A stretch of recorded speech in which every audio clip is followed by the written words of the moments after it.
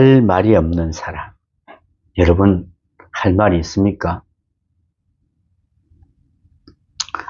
어떤 신앙이 좋은 실업가가 뜻하지 않은 일로 사업에 실패하고 건강마저 잃어버려서 병원에 입원하게 되었답니다.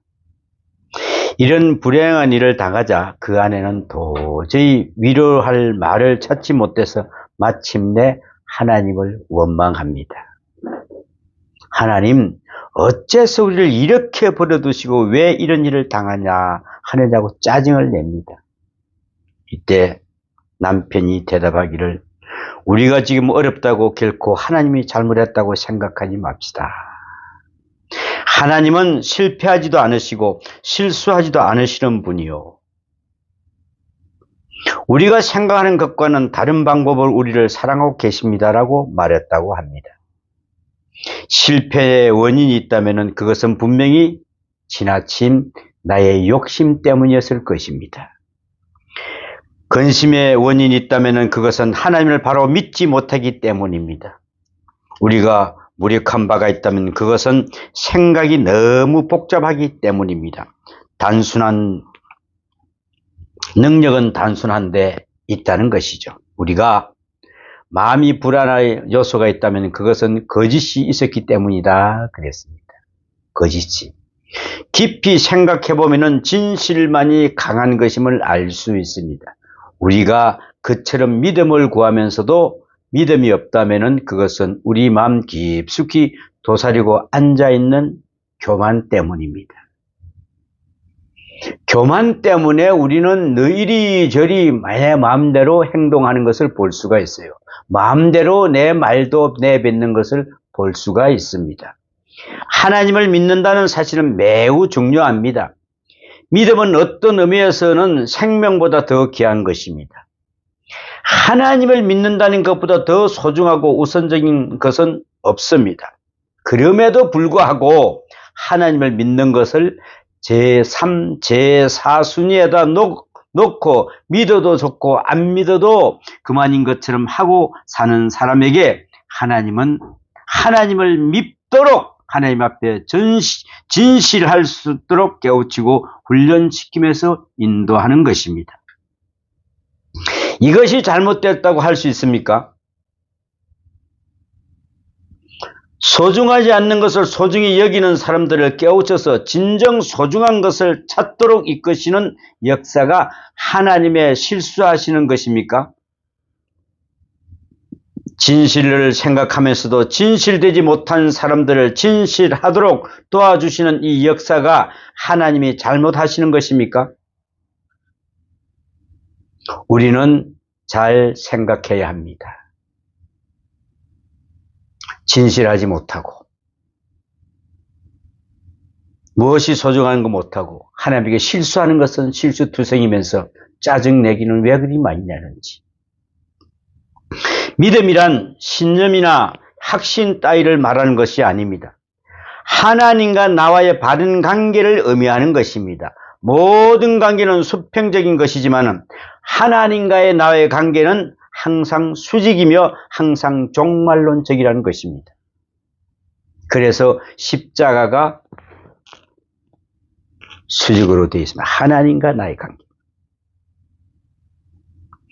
이 수직적인 바른 관계가 바로 신앙입니다. 하나님과 바른 관계가 이루어지는 하나님의 크신 역사에 대한 바른 응답이 바로 신앙인 것입니다. 사실 믿음은 그 자체가 하나님의 선물입니다. 믿어지지 않는 것처럼 불행한 일은 없습니다. 믿어지지 않는 데는 어찌할 도리가 없는 것입니다. 내 마음도 내 마음대로 못하는 것이며 내 믿음도 내 것이라 할 수 없는 것입니다. 그래서 에베소서 2장 8절에 보면은 믿음은 하나님이 주신 선물이라고 말씀하고 있습니다. 여러분, 선물을 줬는데도 이거 믿어지지가 않아요. 말 그대로 금덩어리를 하나 줬는데 이거는 가짜겠지? 안 받아들이는 것입니다. 그런데 그분들이 무슨 복을 받겠습니까? 우리가 하나님을 믿는다고 하는 것은 일반적인 개념으로는 소화해서는 안 됩니다. 보통 일반적으로 신을 믿는다든지 보통 사람들이 신이 있다고 생각하는 그런 뜻의 유일신간 또는 유일신론의 의미와는 같은 뜻으로 하나님에 대한 고백을 가지고 있는 것은 잘못된 것입니다.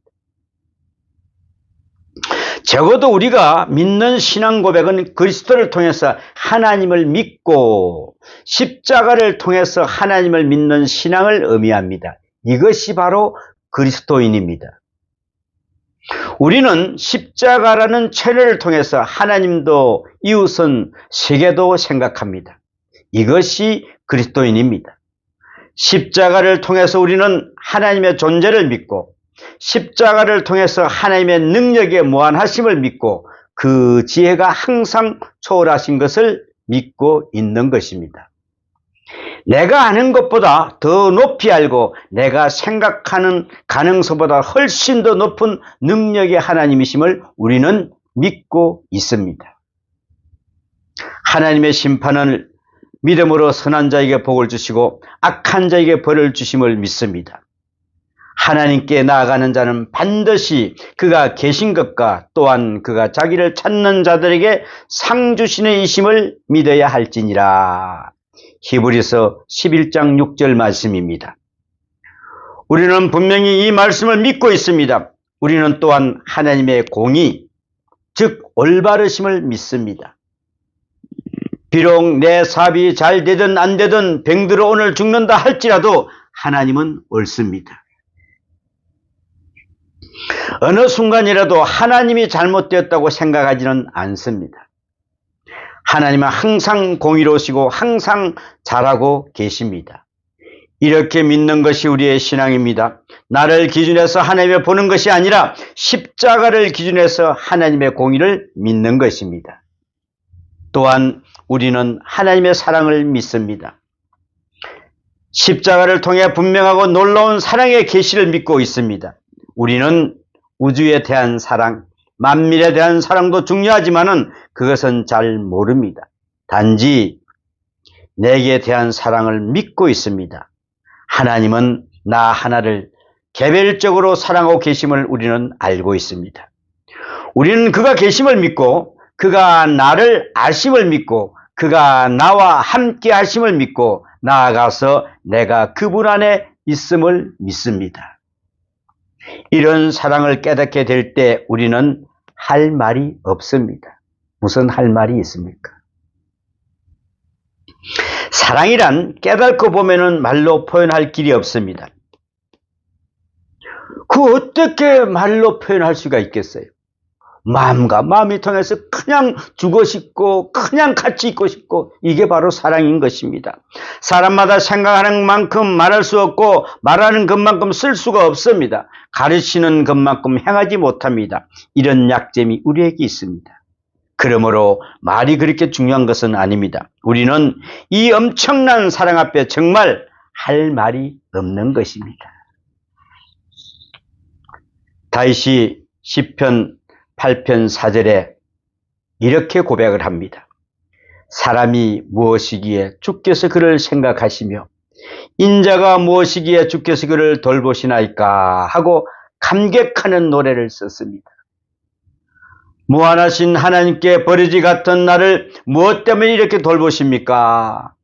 잘못한다고 책망하시고 돌아왔다고 영접해 주시는데 도대체 당신은 누구이십니까? 무엇이기에 저를 이렇게 사랑하시고 긍고하십니까? 다윗은 항송하고 감사에 벅차 있습니다. 여러분, 우리는 이런 삶이 되어야 됩니다. 내가 무엇이기에 그렇게 인자를 생각하십니까? 그렇게 돌보십니까? 라고 고백할 수가 있어야 된다는 것이죠. 오늘 본문의 사도 바울은 말하기를 이 일에 대해 우리가 무슨 말을 하리요? 할 말이 없다는 것입니다. 집을 나갔던 탕자가 돌아올 때는 심정이 착잡했을 것입니다. 아버지 앞에 가서 무슨 말부터 해야 하고 또 아버지는 어떻게 나를 대해줄 것인가 하고 근심하며 왔습니다. 그러나 돌아보니 여전히 아들로 사랑하고 잔치까지 베푸니 할 말이 없었습니다. 죄인인 우리를 예수님이 돌아가시면서 그를 믿음으로 말미암아 우리는 죄인에서 의인으로 거듭났습니다. 자기를 보면서 무엇인가 해야겠지만 기뻐하시는 아버지의 모습이 아무 할 말이 없다는 것입니다. 할 말이 잃었던 것이죠. 할 말을.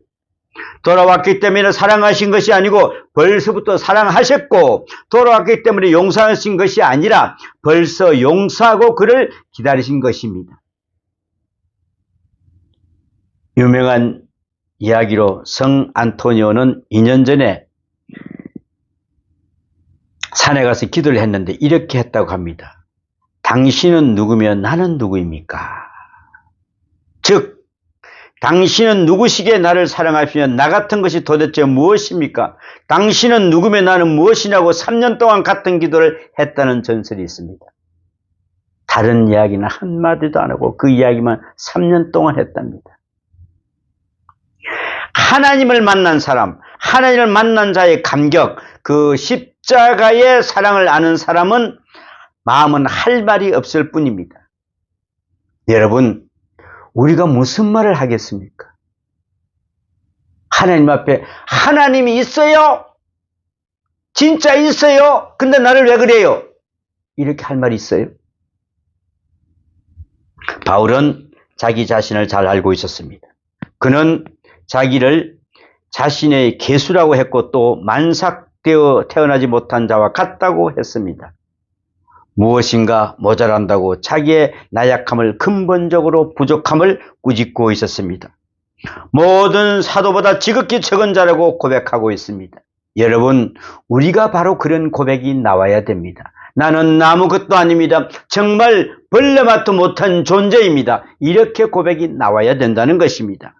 로마서 7장 24절에는 비참하게 자기를 보고 있습니다. 오라, 나는 공고한 사람이로다. 이 사망의 몸에서 누가 나를 건져내랴 그랬습니다. 사망의 몸에서 어떻게 나를 건져낼고, 제 노래가 된 존재로서 하나님의 뜻을 원하면서 행할 수가 없고 원치 않는 죄에 머물러 있는 자가 자신을 살피면서 불쌍한 사람하고 탄식했습니다. 그러나 이는 이 자리에 머물지 않았습니다. 하나님은 이러한 자기를 잘 알고 구제불능인 것을 아심에도 불구하고 자기를 사랑하신다는 하나님의 큰 사랑을 깨달았습니다. 내가 알지 못할 때부터 그는 나를 사랑하셨다고 그랬습니다. 죄인이었을 때도 사랑하셨고 하나님과 원수 되었을 때까지 사랑하셨다 그랬습니다. 그래서 바울은 할 말이 없었던 것입니다. 내가 하나님을 사랑한 것이 아니라 그가 나를 사랑하셨고 내가 그를 사랑하기 벌써 오래전에 그는 나를 사랑하셨음을 진정으로 깨달은 것은 다메섹 도성에서 예수를 만난 이후였습니다. 아, 그랬었구나. 나는 하나님을, 예수 믿는 자를 죽이려고 하고 포박하려고 왔는데 하나님은 그전부터 나를 사랑하고 있었다는 것을 깨닫게 된 겁니다.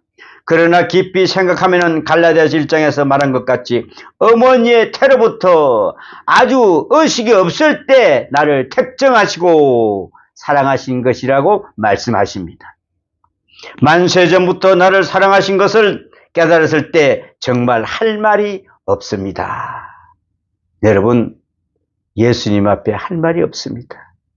하나님 앞에 무슨 할 말이 있습니까? 입이 터졌다고 함부로 말하지 마십시오. 조심하십시오.